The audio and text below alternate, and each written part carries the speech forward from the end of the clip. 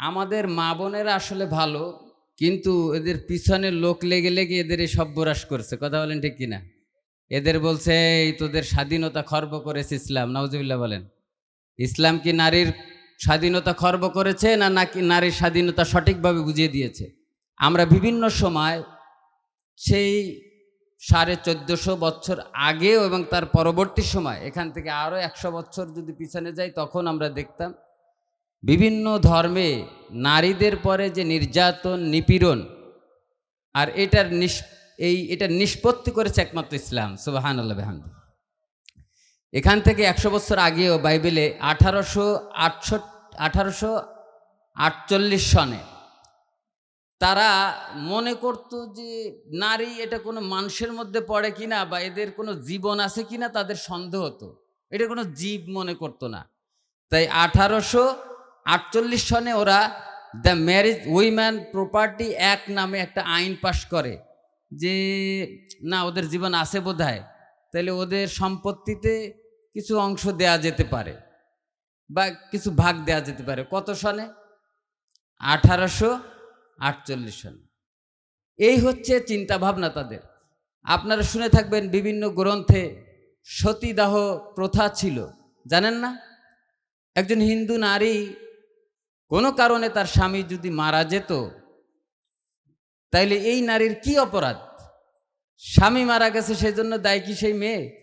সেই স্বামীর লাশের সাথে একসাথে চিতায় পোড়ায় দিতে হবে? কিন্তু ইসলাম কখনো সেটা বলেনি। ইসলাম সবসময় নারী পুরুষকে সমান মর্যাদা দিয়েছেন, সমতা করেছেন, ন্যায্য অধিকার নারীর নিশ্চিত করেছেন ইসলাম। সুবহানাল্লাহ বিহামদি। আল্লাহ তাআলা বলছেন, ইয়া আইয়ুহান নাসুত্তাকু রাব্বাকুমুল্লাযী খালাকাকুম মিন নাফসিন ওয়াহিদাতিন ওয়া খালাকা মিনহা যাওজাহা ওয়া বাসসা মিনহুমা রিজালান কাসীরান ওয়া নিসা। সৃষ্টি জগতের প্রথম সূচনা কিভাবে হলো আল্লাহ তাআলা সেটা সত্যায়ন করেছেন। বলছেন, ইয়া আইয়ুহান নাস, হে মানব মণ্ডলী, নাসুত্তাকু, তোমরা ভয় করো, রব্বাকুমুল্লাযী খালাকাকুম, যিনি তোমাদেরকে সৃষ্টি করেছেন। তাহলে ভয় করতে হবে কাকে? যিনি সৃষ্টি করেছেন তাকে ভয় করতে হবে। পৃথিবীর কোনো তন্ত্র মন্ত্রকে কোনো ইমানদার ভয় করতে পারে? ভয় করতে পারে? পারে না। আল্লাযী খালাকাকুম মিন নাফসিন ওয়াহিদা, সর্বপ্রথম একটা প্রাণ, একটা সত্তা আমি আবিষ্কার করেছিলাম, একজনকে আবিষ্কার করেছিলাম। তার নাম কি? আদম আলাইহিস সালাতু ওয়াস সালাম। তিনি বলছেন, মিন নাফসিন ওয়াহিদা, একজন আমি তৈরি করলাম। ওয়া খালাকা মিনহা যাওজাহা, তার থেকে আমি জোড়া তৈরি করলাম। যে মহিলা ঘন ঘন স্বামী পাল্টায়, এমন ব্যবসায়ী মহিলা আছে না নাই? এই জায়গায় বিয়ে বসবে, এরপরে দেনমোহর খেয়ে আবার আর এক জায়গায়, ঢাকা শহরে এরকম বহুত ব্যবসায়ী আছে। কথা বলেন ঠিক কিনা? রূপ সৌন্দর্য বিক্রি করে খায়। তাইলে ওর পাজর লাগছে কয়জনের? বিষয়টা আসলে তা নয়। প্রথম আদম আলাইহিস সালাতু ওয়াস সালাম থেকে হাওয়া পর্যন্ত এটা একটা বেসিক। তারপরে কিন্তু প্রত্যেক পুরুষের পাজর খোলা হয়নি। তাহলে পুরুষের পাজর খুলতে খুলতে পাজরই থাকতো না। পুরুষ চলতো পাজর ছাড়া। কথা বলেন ঠিক কিনা? পুরুষেরা তো 2-3টে বিয়ে করতে হয় অনেক সময়। তাহলে প্রথম সৃষ্টি হলো কয়জন? একজন সৃষ্টি হলো। খালাকা মিনহা যাওজাহা, এরপর আমি জোড়া তৈরি করলাম। ওয়া বাসসা মিনহুমা রিজালান কাসীরান ওয়া নিসা। এখানে আল্লাহ তাআলা বললেন, সেই যুগল থেকে, সেই দুইজন থেকে আমি অসংখ্য পুরুষ তৈরি করেছি, অসংখ্য নারী তৈরি করেছি। নারীকে কি আলাদাভাবে বলছে না একসাথে বলেছে? একই সাথে বলেছে। তাহলে সম্মান কোরআনেও আল্লাহ তাআলা নারীদেরকে দিয়েছেন। কথা বলেন ঠিক কিনা? আল্লাহ তাআলা বলছেন, কাসীরান ওয়া নিসা ওয়াত্তাকুল্লাহাল্লাযী তাসাআলুনা বিহি ওয়াল আরহাম ইন্নাল্লাহা কানা আলাইকুম রাকীবা। কড়া নজরদারির কথা বলেছেন। এ হচ্ছে বেসিক আমাদের সৃষ্টির সূচনা। তাহলে পৃথিবীতে যত মানব মণ্ডলী আছে, কোত্থেকে এসেছে? কোত্থেকে এসেছে? বানর থেকে? শিম্পাজি থেকে? কেন বিগত 16 বছরে শিম্পাজির সুরসুরানি শোনেন নাই? শিক্ষা সিলেবাস পড়েন নাই? বানর আর শিম্পাজি মানুষের প্রথম পূর্বপুরুষ ছিল শিম্পাজি আর বানর। এরা গাছে গাছে ডালে ডালে নড়াচড়া করত, অকস্মাৎ ডালের সাথে বাড়ি লেগে তারপরে তার পাছার লেজ খসে পড়ে গেছে, তখন থেকে এই সুন্দর মানুষে পরিণত হয়েছে। সুবহানাল্লাহ কন, নাউজুবিল্লাহ। এটাও পড়ানো হয়েছে। অথচ আল্লাহ তাআলা বলেছেন যে আমি সর্বপ্রথম একজন মানুষ তৈরি করলাম, সেখান থেকে পর্যায়ক্রমে যুগল যুগল থেকে অসংখ্য নারী পুরুষ তৈরি করেছি। আর এই বাংলাদেশের মাটিতে এই সিলেবাস মুসলমানের বাচ্চারা করেছে। কথা বলেন ঠিক কিনা? এদেরকে আমরা মুসলমান মানি? ৯৫% মুসলমানের দেশে ডারউইনের থিওরি পড়ানো হয়। এর চাইতে লজ্জাজনক বিষয় আর কিছুই হতে পারে না। কথা বলেন ঠিক কিনা? তাহলে আল্লাহ তাআলা বললেন তোমাদের পরিচয় শুনে নাও। আদম থেকে পর্যন্ত যত মানুষ এসেছে সমস্ত মানুষের যুগলের গোড়া হচ্ছে আদম আলাইহিস সালাতু ওয়াস সালাম। এরপরে সভ্যতার বিভিন্ন পাল্টি বদল হয়েছে। কোনো একটা সময় দেখা গেছে আসমানি কোনো গ্রন্থ নাই, নবী নাই, পয়গম্বর নাই, মানুষ আয়ামে জাহিলিয়াতের ভিতরে প্রবেশ করে গেছে। মানুষ এমন অসভ্য হয়েছে পৃথিবীতে নারীর মর্যাদাকে ভুলে গিয়েছে। দাহিয়াতুল করবির ঘটনা আশ্চর্যজনক ঘটনা, যে তৎকালীন সময় যখন যার বাড়িতে মেয়ে সন্তান হতো, মেয়ে সন্তানদেরকে জ্যান্ত পুঁতে দেওয়া হতো। আজকের মা বোনেরা কিসের পিছনে দৌড়ায়? যে সমাজ তোমাদেরকে কোনো সম্মান দিত না, সেই ইসলাম তোমাদেরকে সম্মান দিয়েছে। আর তোমরা ইসলামের বিপরীতে গিয়ে ইসলামের বিরুদ্ধে স্লোগান তোলো যে আমাদের স্বাধীনতা ইসলাম দেয়নি। কথা বলেন। যখন তৎকালীন সময় কোনো এক পরিবারে যদি কেউ গর্ভবতী হতো, মানুষ কানা ঘোষা শুরু করে দিত, হায় রে, না জানি এর পেটের ভিতরে নারী আছে না পুরুষ আছে, মেয়ে আছে না ছেলে আছে। যদি মেয়ে থাকে তাইলে তো ওই বাচ্চাকে মেরে ফেলা হবে। তৎকালীন সময় বাচ্চা যখন ভূমিষ্ঠ হতো, হওয়ার সাথে সাথে যদি দেখতো যে বাচ্চাটা নারী বা মহিলা বা মেয়ে, তখন আর তাকে পৃথিবীতে রাখা হতো না, জ্যান্ত পুঁতে দেওয়া হতো। এমন অসম্মান করা হতো। তৎকালীন সময় নারীদেরকে বাজারে যেভাবে পণ্য কেনা বেচা করা হয়, ক্রয় বিক্রয় করা হয়, নারীদেরকে এভাবে বিক্রয় করা হতো, পাশবিক নির্যাতন করা হতো, দাসী বানিয়ে রাখা হতো। নারীদের কোনো সম্মান ছিল না, কোনো বিবাহের প্রয়োজন ছিল না। যখন যার খুশি তখন সে তাকে ব্যবহার করত। এটা যে মানুষের মধ্যে পড়ে এটা কোনোদিন তারা মনে করত না। এই এক সমাজ থেকে নারীদেরকে বের করে ইসলাম এনে নারীর হাত ধরে, মেয়ের হাত ধরে একেবারে রানীর সিংহাসনে বসিয়ে দিল, তার নাম ইসলাম। সুবহানাল্লাহ। বেসিক কিছু তাদেরকে সুবিধা দেওয়া হলো। আল্লাহ তাআলা, আল্লাহ রসুল সাল্লাল্লাহু আলাইহি সাল্লাম বললেন, হুকুকুল মারআতি আল ইনসানিয়া, তাদেরকে আমি নারীদের মানবাধিকার দিলাম। কি দিলাম? মানবাধিকার কে দিয়েছে? ইসলাম দিয়েছে, কোরআন দিয়েছে, মুহাম্মদুর রাসূলুল্লাহ সাল্লাল্লাহু আলাইহি সাল্লাম দিয়েছে। এরপরে হুকুকুল মারআতু আল আদ-দীনিয়া, ধর্মীয় স্বাধীনতা আল্লাহ তাআলা দিয়েছেন নারীদেরকে। সুবহানাল্লাহি ওয়া বিহামদিহি। এরপরে দিয়েছেন হুকুকুল মারআতু আল ইকতিসাদিয়া, তাদেরকে দেওয়া হয়েছে অর্থনৈতিক স্বাধীনতা। সুবহানাল্লাহি ওয়া বিহামদিহি। এরপরে দেওয়া হয়েছে হুকুকুল মারআতু আল ইজতিমাইয়া, যে তাদেরকে সামাজিক অধিকার দেওয়া হয়েছে। অধিকার তাহলে কয়টা পাইলাম? 1 নাম্বার মানবাধিকার, 2 নাম্বার ধর্মীয় অধিকার, 3 নাম্বার অর্থনৈতিক অধিকার, 4 নাম্বার সামাজিক অধিকার। এর প্রত্যেকটা পয়েন্ট আলোচনা করতে গেলে সম্ভব না, বক্তা এসে যাবে। তো এই অধিকারগুলো নিশ্চিত করেছে অন্য কোনো ধর্ম নাকি ইসলাম নিশ্চিত করেছে? দেখেন, পৃথিবীর কোনো ধর্ম কোনো দিন কইছে বিয়ে করতে গেলে আগে মহর পরিশোধ করো? সুবহানাল্লাহি ওয়া বিহামদিহি। নারীর এত মর্যাদা দিলেন, তার এত সম্মান দিলেন। এই তুমি যখন বিবাহ করতে যাবে তার জন্য চুড়ি নাও, গয়না নাও, সোনো নাও, লিপস্টিক নাও, সব কিছু নাও, সাথে দিনমোহরও নাও। সুবহানাল্লাহি ওয়া বিহামদিহি। এরপরে নগদ ক্যাশ দাও। এত কিছু দেওয়ার পরেও ইসলাম নাকি নারীর মর্যাদা দেয়নি। দাহিয়াতুল কলবি তার নিজের মেয়ের ঘটনা যখন মুহাম্মদুর রাসূলুল্লাহ সাল্লাল্লাহু আলাইহি ওয়াসাল্লামের কাছে বর্ণনা করছিলেন, তিনি বললেন, আমি এত এত মেয়ে হত্যা করেছি, আমার মনে হয় না কোনোদিন আমার ক্ষমা হবে। সর্বশেষ আমার মেয়ে ব্যবসায়িক কাজে আমি দূরে ছিলাম, আমার স্ত্রী আমার সন্তানকে, মেয়ে সন্তান হয়েছে, আমাকে জানায়নি। এই সন্তানকে চুরি গোপনে বড় করেছে, এখন একটু বড় হয়েছে, মা ডাকতে পারে, বাবা ডাকতে পারে। আমি ব্যবসায়িক কাফেলা থেকে যখন ফিরে এসেছি, তখন এসে দেখি যে হায় রে, আমার ঘরে মেয়ে। আর আমার স্ত্রী মনে করেছে যে এখন তো বড় হয়ে গেছে, বোধহয় কিছু বলবে না। কিন্তু সমাজের কাছে আমি কিভাবে মুখ দেখাবো? সি সি সি সি, অমুকের ঘরে কন্যা সন্তান, সমাজের মানুষ আমাকে চুনকালি মারবে, এই মেয়ে রাখা যাবে না। কিন্তু এই 2-3 দিনের মধ্যে বাবার সাথে মেয়ের সম্পর্ক ভালো আছে না নাই? মেয়ের আবদার বাবার কাছে সবসময় একটু বেশি, কথা বলেন ঠিক কিনা?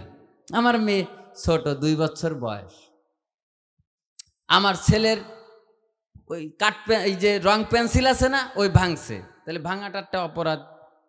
তাইলে আব্বু কিছু বলতে পারে। আমি ঈশার নামাজ পড়ে যখন বাসায় আসছি, স্ত্রী বলতেছে, ওই রং পেন্সিল, আপনার ছেলের রং পেন্সিল ভাঙছে মেয়ে। এখন মেয়ের পরে বাপের পরে মেয়ের দাবি, আমার স্ত্রী কেন আমাকে বলল যে রং পেন্সিল ভাঙছে, তাহলে আমি ওর মারে মারার দরকার না? মেয়ে তো সেটাই চায়। অপরাধ কার? মেয়ের। কিন্তু মেয়ের দাবি কি? ওর মারে ধরে আগে মারি হবে। এখন আমি কিছু খালি বলিনি, তাকাইছি, এই রাগে মাগে ফুলে এসে আমারে কিল ঘুষি কামড় টামড় দিয়ে উল্টে মার, এরপরে রাগ করে খায়ও নাই। এ হচ্ছে মেয়ে। এতটুকু বাচ্চা মেয়ে, তার বাবার প্রতি কত টান হয়, আব্বু আব্বু বলে ডাকছে। কিন্তু এই পাষণ্ড বাবা তৎকালীন সময়ের আমি জাহিলিয়াতের যুগ, বাড়িতে মেয়ে রাখা যাবে না। বলল স্ত্রী, ওকে একটু সাজিয়ে দাও, দাওয়াত খাওয়ায় নিয়ে আসি। সাজিয়ে দেওয়া হলো, মরু প্রান্তরে নিয়ে গেলেন।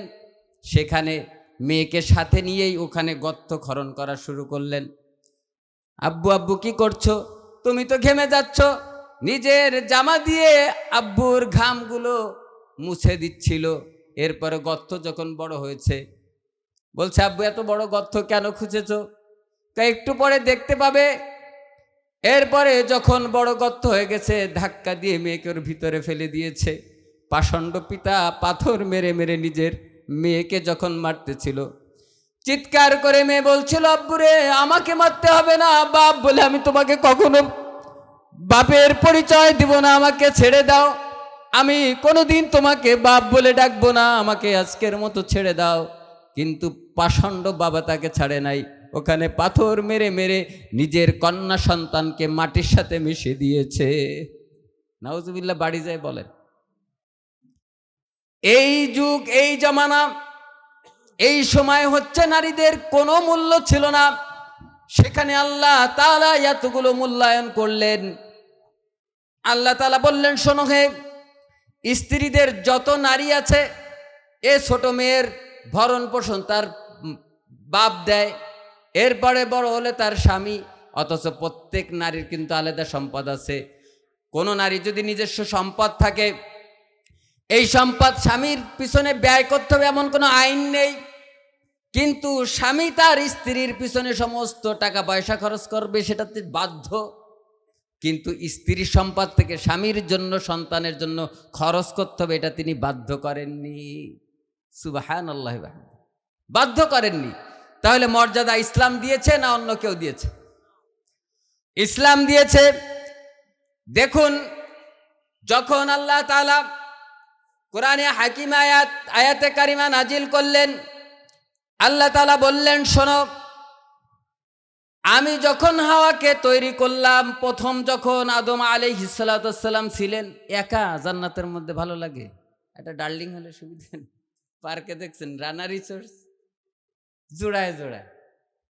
তো এখন আদম আলাইহিস সালাম খুব একটা বেশি ভালো দিন কাটছে না, তো আল্লাহ তাআলাকে দেখ ব্যবস্থা করতেছি, হাওয়া আলাইহিস সালাতু সাল্লামকে তৈরি করে পাশে রেখে দিছে। উনি একটু তন্দ্রায় ছিলেন, হঠাৎ উঠে দেখি কিরে এ রমণী তার সাথে সাথে হাত দিতে গেছে। আল্লাহ মুরব্বী এ হবে না। কয় কেন? এই যে পাশে আমার। না ধরা যাবে না। কেন? তা ধরতে গেলে কি করা লাগবে সেটা কন আগে। কয় বিয়ে করা লাগবে। বিয়ে ছাড়া সম্পর্ক তৈরি করা কি হারাম, করা যাবে কি?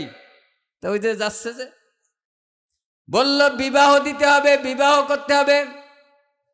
তাহলে ঠিক আছে বিয়ে করায় দেন, দেরি করছেন কেন? দেরি আর সহ্য হয়?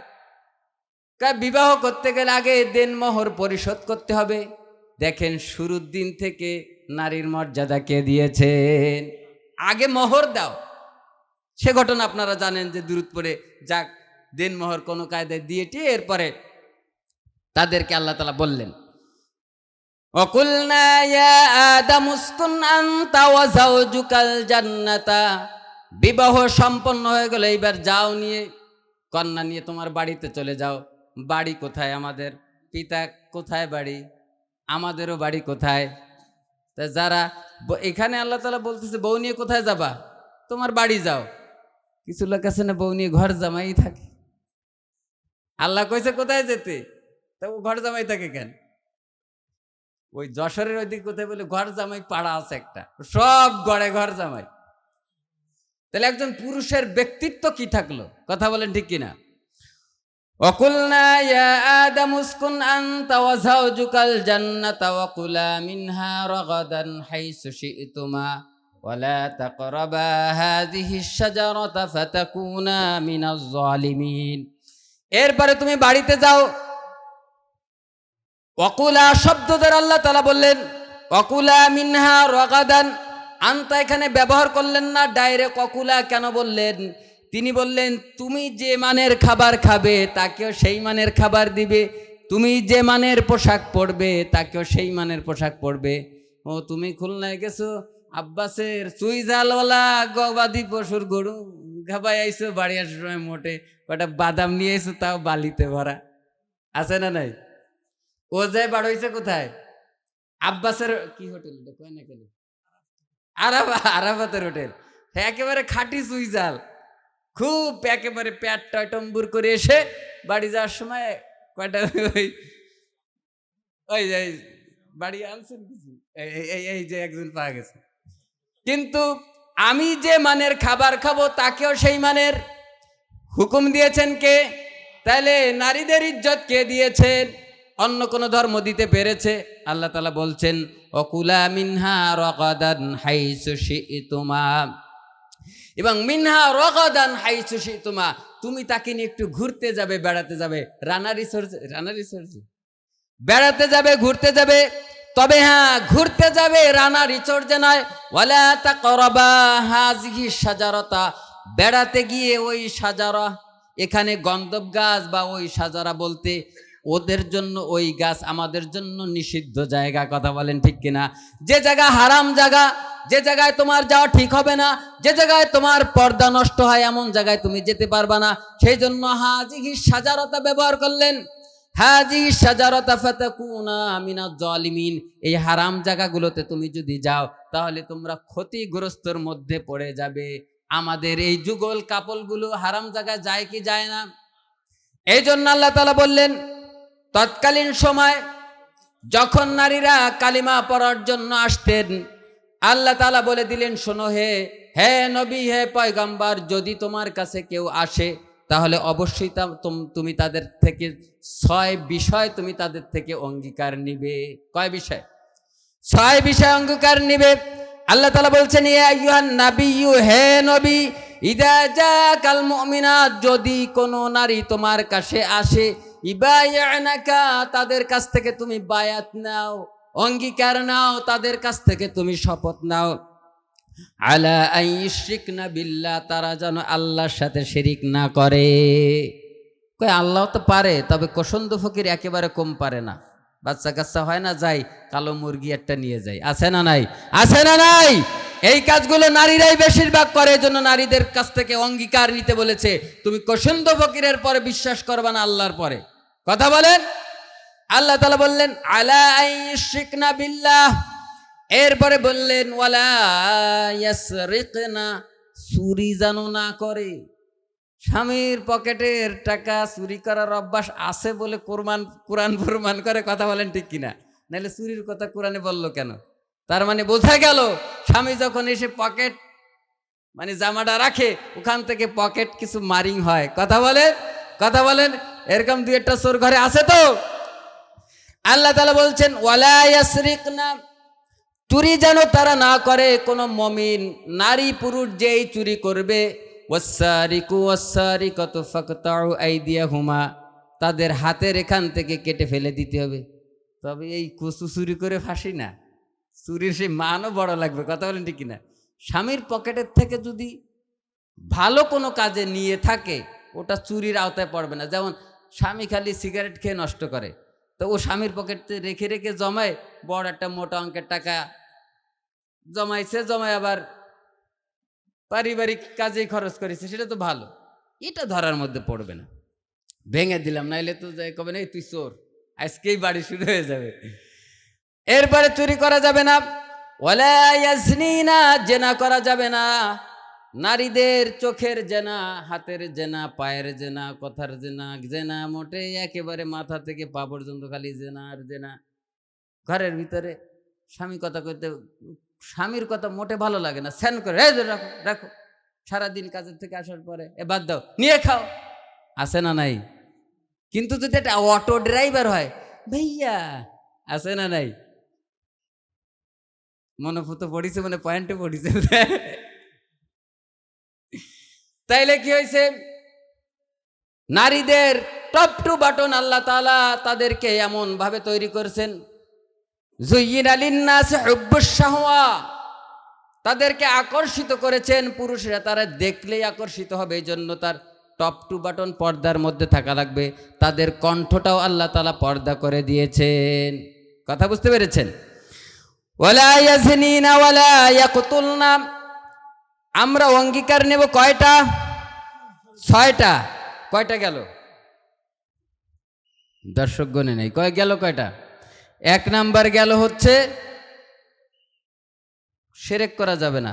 2 নাম্বার গেল চুরি করা যাবে না। 3 নাম্বার জিনা করা যাবে না। ওয়ালা ইয়াকতুলনা, ভ্রূণ হত্যা করা যাবে না। সমানে এখন তো একটা হলে ভালো, মোটে না হলে আরো ভালো, আছে না নাই? করা যাবে। আল্লাহ রাসূল সাল্লাল্লাহু আলাইহি সাল্লাম বলেছেন, তোমরা বংশীয় ওইসব নারীদেরকে বিয়ে করো যাদের বংশে বাচ্চা কাচ্চা বেশি হয়। সুবহানাল্লাহ বিহামদি। আল্লাহ রাসূল সাল্লাল্লাহু আলাইহি সাল্লাম কিয়ামতের দিন তাদেরকে পরিচয় করায় দেবেন যে এরা বংশীয়। সুবহানাল্লাহ বিহামদি। আওলাদাহুন্না ওয়ালা ইয়াতিনা বিবুহতানিন, আল্লাহ তাআলা বলছেন এরপরে যারা অন্য কারোর সাথে অবৈধ সম্পর্ক করে, তাদের যে বাচ্চা গর্ভে আসলো, এই বাচ্চা স্বামীর নামে চালায় দেয়, এমন পণ্ডিত আছে না নাই? কথা বুঝতে পেরেছেন? স্বামী বিদেশ 5 বছরের দিকে বাচ্চা কয় আইছিল বেড়াইতে, তাহলে বাচ্চা একজন আর চালাই দিল কার নামে? এই কাজ করা যাবে না। এরপরে আল্লাহ তাআলা বলছেন ওয়ালা ইয়াতিনা, আচ্ছা গেল, ওয়ালা ইয়াসিনা ফি মা'রুফিন, আর আল্লাহ তাআলা বললেন শেষ অংশে এসে এই 6 কাজ তোমরা করবে না এবং সুন্নাতকে তোমরা কখনো ছেড়ে দিবে না। নারীদের মধ্যে সুন্নাতের পাবন্দি আছে কি? সুন্নাতের পাবন্দি এমনভাবে নষ্ট হয়েছে, কারণ হচ্ছে আজকের মা বোনেরা কোরআন শিক্ষা থেকে অনেক দূরে। আজকের আমরা প্রত্যেক জুমায় একটু সময় পাই, মসজিদে যাই, কিন্তু দেখা যায় যে নারীরা এই সময়টা পায় না। বিভিন্ন ওয়াজ মাহফিলে অনেক সময় আসতে পারে, অনেক সময় আসতে পারে না। আমরা এই রেস্ট্রিকশনটা দিয়ে দিয়েছি। আমাদের মা বোনদেরকে যদি আমরা প্রপারলি কোরআন সুন্নাহর আলোকে গড়ে না তুলি, তাদের পেট থেকেও সঠিক আসবে না। এই জন্য আল্লাহ তাআলা বললেন তালাবুল ইলমি ফারিদাতুন আলা কুল্লি মুসলিম ওয়া মুসলিমাত, প্রত্যেক নর এবং নারী, প্রত্যেক নারী এবং পুরুষকে আল্লাহ তাআলা কি করলেন? আল্লাহ তাআলা প্রত্যেক নর এবং নারীকে ইসলাম শিক্ষা করা ফরজ করে দিয়েছেন। এই যে সামগ্রিক ছোট্ট একটা আলোচনা থেকে আমরা এতটুকু মেসেজ নিতে চাই যে সমস্ত কিছু ইসলামে নারীর যে মর্যাদা দিয়েছে এরকম মর্যাদা অন্য কেউ দিতে পারে নাই। আল্লাহ রাসূল সাল্লাল্লাহু আলাইহি সাল্লাম বলেছেন, আদ-দুনিয়া কুল্লুহা মাতা, পৃথিবীতে অনেক সম্পদ আছে, অনেক, সব কিছুই সম্পদ।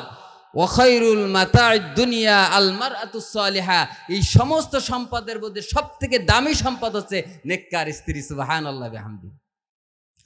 আল্লাহ রাসূল সাল্লাল্লাহু আলাইহি সাল্লাম বললেন, শোনো, ওই পুরুষ শ্রেষ্ঠ পুরুষ, ওই পুরুষ সঠিক পুরুষ যে পুরুষের সম্বন্ধে তার স্ত্রী সাক্ষ্য দেয়। সুবহানাল্লাহ বিহামদি। তাহলে পুরুষের ক্ষেত্রে আল্লাহ তাআলা নারীর সাক্ষ্য গ্রহণ করবেন। তাহলে সম্মান নারীকে আল্লাহ তাআলা দিয়েছেন কি দেন না? সমস্ত কিছুর নারীদের ব্যাপারে যত আয়াত এসেছে পুরুষদের ব্যাপারে এত কিছু নাই। আল্লাহ তাআলা বললেন, হামালাতহু উম্মুহু ওয়াহনান আলা ওয়াহনি ওয়া ফিসালুহু ফি আমাইনি আনিশকুর লিল্লাহ। আল্লাহ তাআলা বলছেন, 3 কারণে তোমার মায়েরা শ্রেষ্ঠ। মুহাম্মদুর রাসূলুল্লাহ সাল্লাল্লাহু আলাইহি ওয়াসাল্লাম বসে আছেন, একজনে বলছেন যে খেদমত করব কার, ভালোবাসবো বেশি কাকে? কয় তোমার মাকে। কয় তারপরে কাকে? কয় তোমার মাকে। কয় তারপরে কাকে? তাও কয় তোমার মাকে। কয় তারপরে কাকে? কয় তোমার পিতাকে। সুবহানাল্লাহ বিহামদি। ইসলাম নারীর মর্যাদা দেয়নি? সমস্ত পুরুষের পারতলে কি কথা কানা? জুতা। সমস্ত পুরুষের পারতলে আল্লাহ তাআলা জুতা রেখে দিলেন, কিন্তু আমার মায়ের পারতলে আমাদের জান্নাত রেখে দিয়েছেন। সম্মান কে বাড়িয়েছে? আল্লাহ তাআলা বাড়িয়ে দিলেন। মুহাম্মদুর রাসূলুল্লাহ সাল্লাল্লাহু আলাইহি ওয়াসাল্লাম অল্প বয়সে তার মাকে হারিয়েছেন। তিনি তার মায়ের কবর জিয়ারাত করার জন্য বা কবরের কাছে যাওয়ার জন্য আল্লাহর কাছে অনুমতি চাইলেন। যেহেতু নবুয়ত পাওয়ার আগেই মা ইন্তেকাল করেছিল, সুতরাং তার কবর জিয়ারাতের ব্যাপারে কোনো রেস্ট্রিকশন থাকতে পারে, তাই তিনি আল্লাহ তাআলার কাছ থেকে অনুমতি নিলেন। সাহাবী কিছু পাহাড়ের পাদদেশে দাঁড়ানো, মুহাম্মদুর রাসূলুল্লাহ সাল্লাল্লাহু আলাইহি সাল্লাম ওই পাহাড়ের চূড়ায় তার মায়ের কবর যেখানে, সেখানে তিনি গেলেন। গিয়ে উম্মি বলে ডাক দিলেন আর বললেন, মাগো, আজকের যদি তুমি জীবিত থাকতে আর যদি আমি ফরজ সালাত আদায় করতাম, আল্লাহু আকবার, আমি যদি সূরা ফাতিহা শুরু করে দিতাম, ওয়া খাতামতু সূরাতুল ফাতিহা, সূরা ফাতিহাও যদি শেষ করে দিতাম, সুম্মা বাদাআতু সূরা, আর অন্য সূরাও যদি শুরু করে দিতাম, সূরা ফাতিহা শেষ অন্য আর একটা সূরা মিলাইছি, এই সময় যদি আপনি বলতেন ইয়া মুহাম্মদ ওয়াল্লাহি কাতাতু সালাহ, সঙ্গে সঙ্গে আমি নামাজ ছেড়ে দিতাম আর বলতাম লাব্বাইক ইয়া আম্মি লাব্বাইক, নামাজ আমি ছেড়ে দিতাম, কিন্তু ভাগ্যে তো আপনার দেখা মিলল না। তাহলে মুহাম্মদুর রাসূলুল্লাহ সাল্লাল্লাহু আলাইহি ওয়াসাল্লাম তিনি নারীদের সম্মান দিয়েছেন। কোরআনে হাকিম নারীদেরকে সম্মান দিয়েছেন। আর এক শ্রেণীর তথাকথিত প্রগতিশীল তারা এদেরকে বুঝালো, শোনো, তোমাদেরকে ইসলাম ঘরে বন্দি করে রাখতে চায়, তোমাদেরকে বাইরের জগৎ দেখতে চায় না, তোমাদেরকে আবদ্ধ করে রাখতে চায়, বলে বলে তোমাদেরকে এইভাবে আবদ্ধ করে রাখতে চায়, তোমরা আর ঘরে থেকো না, বাইরে বের হয়ে আসো। শিয়াল যদি আন্দোলন করে, মুরগি কেন ঘরের ভিতরে থাকবে? মুরগির স্বাধীনতা চাই, তাইলে বুঝতে হবে এখানে ডালমে কুসকালা হে। মুরগির স্বাধীনতা শিয়াল চাবে কেন? মুরগির স্বাধীনতা চাইলে তো মুরগি চাওয়ার কথা, কথা বলেন ঠিক কিনা?